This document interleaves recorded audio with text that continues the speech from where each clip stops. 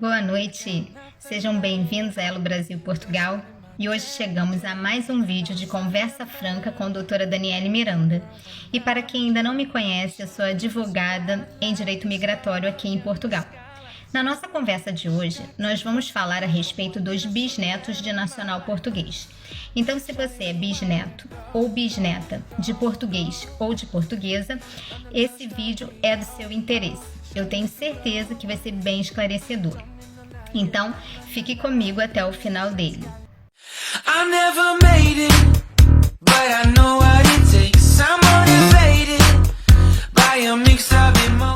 Inicialmente, a pergunta que muitos clientes me fazem é exatamente essa. Sou bisneto de português. Tenho o direito de requerer a nacionalidade portuguesa? E daí a questão é: direito de requerer a nacionalidade portuguesa, qualquer bisneto tem. Daí, o direito de receber a nacionalidade portuguesa originária já é outra história. E por quê? A lei portuguesa prevê que o descendente em linha reta de português em segundo grau, ele tem o direito de receber a nacionalidade originária. Só que o bisneto, ele, embora seja descendente em linha reta do português, do nacional português, ele não é descendente em segundo grau. Então, como que o bisneto pode obter sucesso no processo dele de nacionalidade portuguesa? Pois bem, o bisneto de português, ele pode ter o processo de nacionalidade bem-sucedido, deferido? E a resposta é: depende.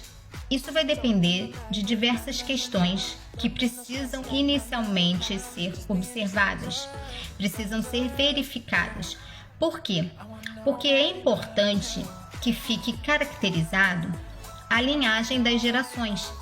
É importante que fique provado, comprovado a linha de parentesco com o nacional português.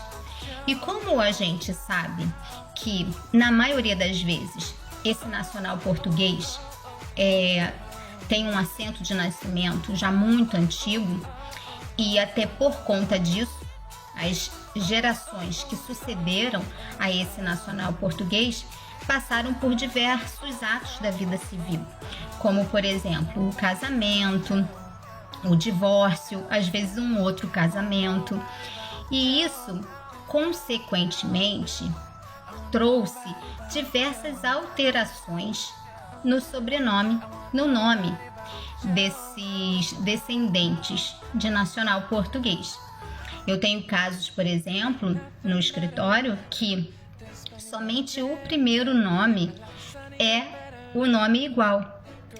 E os demais sobrenomes, que aqui a gente chama de apelido, são completamente distintos em cada certidão. E às vezes até mesmo a filiação tem um nome diferente daquela filiação inicial, do assento de nascimento que a gente tem aqui em Portugal, desse nacional português. E por que isso? Primeiro porque antigamente os serviços de registro não eram informatizados.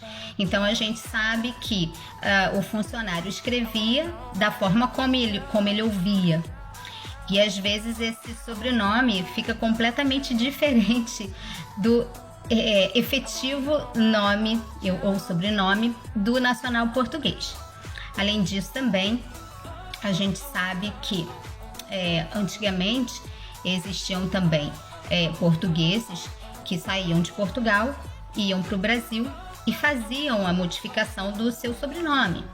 E às vezes sequer registravam nessa certidão de que eles eram naturais de Portugal.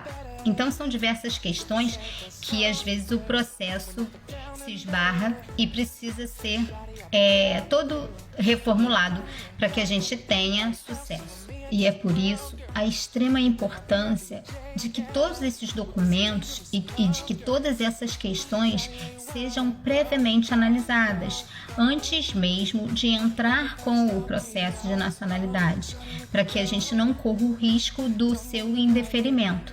existem ainda questões, por exemplo, relacionadas à legitimidade desses descendentes. Alguns ascendentes, né, o progenitor português, não declarava o nascimento daquele descendente.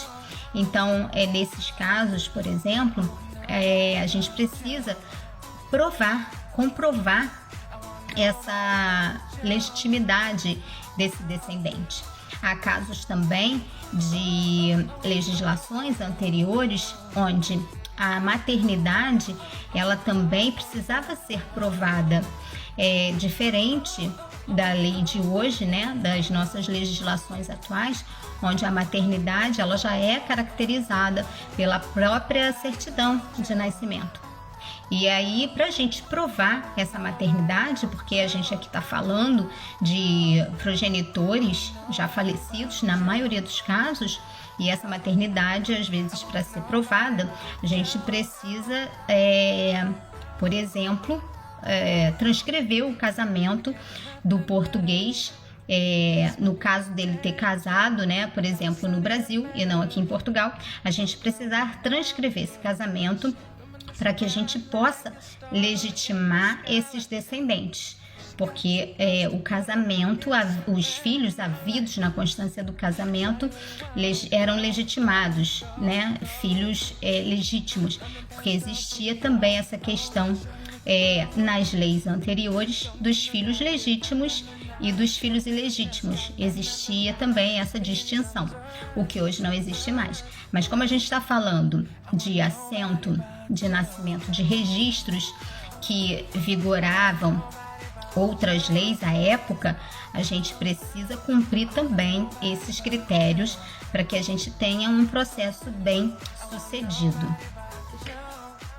Pois então, ultrapassando essa primeira etapa, que depois eu posso até trazer em outros vídeos em relação a essa análise criteriosa, o que pode ser retificado, como é que se dá a retificação, se é através de retificação extrajudicial ou retificação judicial, e até mesmo como provar paternidade, como provar maternidade.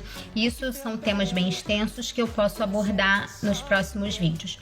Mas então vamos para a segunda etapa do que a gente precisa observar para que o bisneto tenha o processo dele de nacionalidade deferido. Inicialmente, a gente precisa perceber o que diz a lei portuguesa em relação ao cômputo dos graus. A lei portuguesa diz assim: na linha reta, eu estou falando de descendentes de linha reta, há tantos graus quantas as pessoas que formam a linha de parentesco, excluindo-se o progenitor. Então, vamos considerar essa informação da legislação portuguesa. Se exclui o progenitor da contagem dos graus. Então, esse aqui é o português, o progenitor. Ele se exclui do cômputo dos graus. Então, a contagem começa pelo sucessor, né? Direto. No caso, o descendente direto, que é o filho dele. Esse aqui é o descendente, então, em primeiro grau. Esse aqui, que é o neto, é em segundo grau. Logo, esse aqui, que é o bisneto, é em terceiro grau. E a gente sabe que a lei portuguesa prevê a nacionalidade originária para os descendentes em linha reta de segundo grau, que seria esse aqui, até esse aqui, né?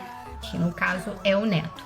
Então eu selecionei 2 e-mails para vocês e aí eu vou explicar melhor como é que isso aqui vai funcionar. Vamos então ao nosso primeiro e-mail selecionado. E ele diz assim: sou bisneto de português por parte de pai.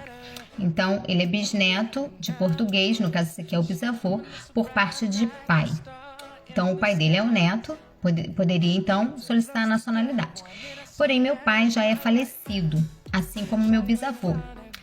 No entanto, o meu avô ainda é vivo, mas nem ele nem meu pai têm nacionalidade portuguesa, ambos são brasileiros. Tem o direito de requerer a nacionalidade portuguesa como bisneto? Então vamos lá. O pai dele, se fosse vivo, teria o direito de solicitar a nacionalidade na qualidade de neto, que é descendente em linha reta de segundo grau. Mas como o pai dele é falecido, mas o avô dele ainda é vivo, o avô dele é o descendente em primeiro grau, descendente em linha reta em primeiro grau, descendente direto do nacional português. Então, nesse caso, a gente faz o requerimento da nacionalidade portuguesa desse aqui, que é o avô dele, e depois desse aqui obter a nacionalidade dele portuguesa, esse aqui ele passa de bisneto a neto, então ele passa a ser descendente em segundo grau, e aí ele pode requerer na qualidade de neto, ok? Só que a gente está considerando que todas aquelas questões previamente necessárias a ser analisadas estejam ok, toda questão de documento, tá bom? Então vamos para o nosso segundo e-mail. Sou bisneto de português, então tá aqui, bisneto, bisavô, por parte de mãe, então a mãe dele tá aqui. Minha mãe é brasileira e está viva. Ah, ótimo. Meu avô, pai dela, é falecido e também é brasileiro. Tenho alguma possibilidade de solicitar minha nacionalidade portuguesa como bisneto? Nesse caso aqui, como a mãe dele ainda é viva, ela pode requerer a nacionalidade na qualidade de neta, descendente em linha reta de segundo grau. E aí, após a nacionalidade dela deferida, ele passa a poder requerer, mas já na qualidade de filho direto de português. Ele passa então de bisneto a filho direto de nacional português. E aí ele vai requerer na qualidade de descendente em linha reta de primeiro grau, ok? Espero que vocês tenham gostado desse vídeo. Não deixem de compartilhar com seus amigos, pessoas interessadas nesse assunto.